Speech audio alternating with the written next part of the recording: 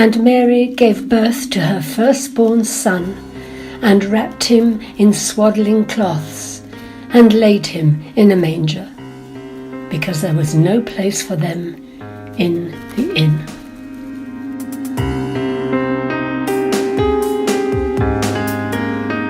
Simeon blessed them, and said to Mary his mother, "Behold, this child is anointed for the fall and rising of many in Israel, and for a sign that is opposed, and a sword will pierce through your own soul also."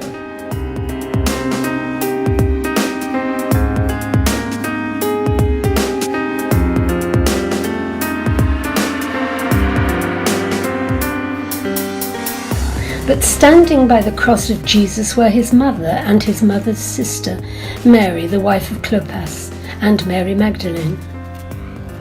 When Jesus saw his mother and the disciple whom he loved standing nearby, he said to his mother, "Woman, behold your son." Then he said to the disciple, "Behold your mother." And from that hour the disciple took her to his own home.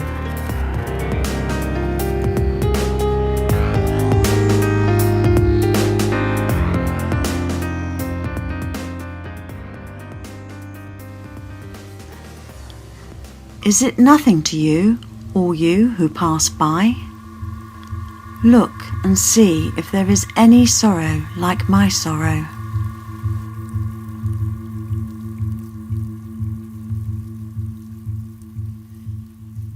It was late at night when I first met them.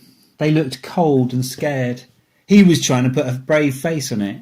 You could tell he was a good man, an honest man, but he looked way out of his depth.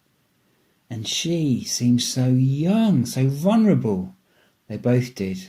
Country folk up from Nazareth, easily taken in by the ways of the city. Of course, they were just two of the thousands of travellers passing through for the Roman census.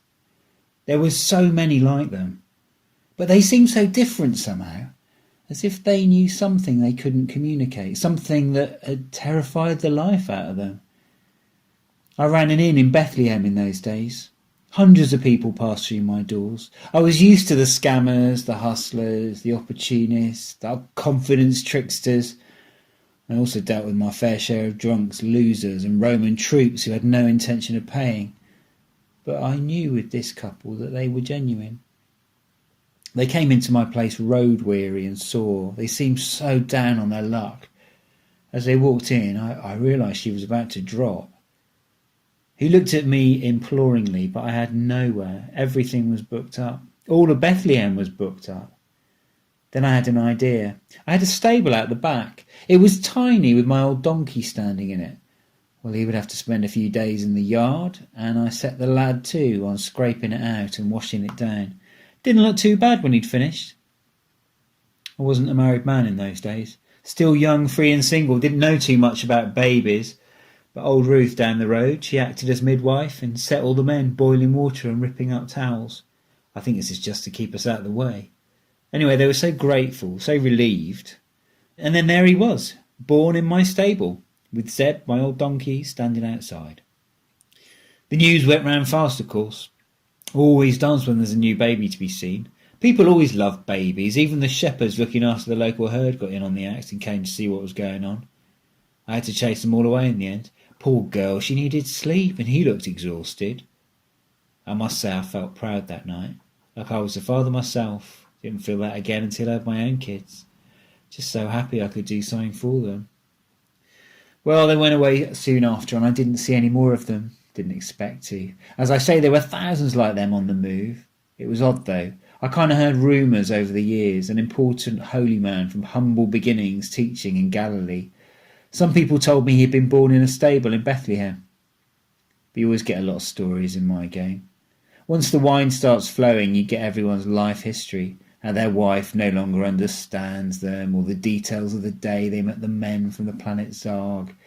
It's part of the job description, really. I sometimes wonder if I'm a barman or a counsellor. I dismissed all these tales. Like I say, it's the wine talking. But strangely, I did meet him again, only by that time he was a man. I'd sold up the business in Bethlehem by then and moved back to manage the wife's family's place in Jerusalem after her dad died.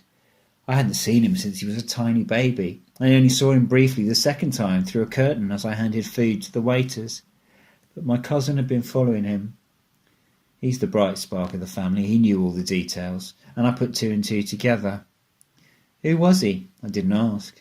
His disciples had organised everything. I hadn't known he was coming, just knew I had a reservation I had to keep my mouth shut about. No problem round here. You need to learn to keep your mouth shut if you don't want the patrols becoming interested in you. I had a good room, and they were pleased. An important meal by all accounts. So you see, I gave him shelter, right at the beginning of his life, and at the end.